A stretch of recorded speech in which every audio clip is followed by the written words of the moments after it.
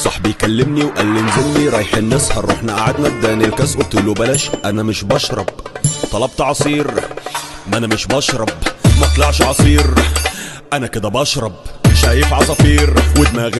امروز آمدم یه مغازه خیلی خفن تو جوانرود بهتون معرفی بکنم که قیمت‌های باور نکردنی داره.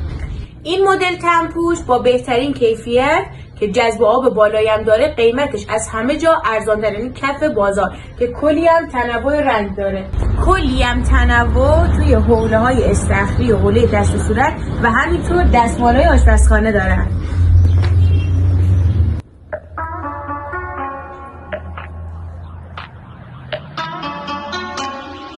کلی هم سرخ‌کنای بدون روغن و همینطور خردکن برندهای اصلیش هم موجود دارن. قیمتش هم از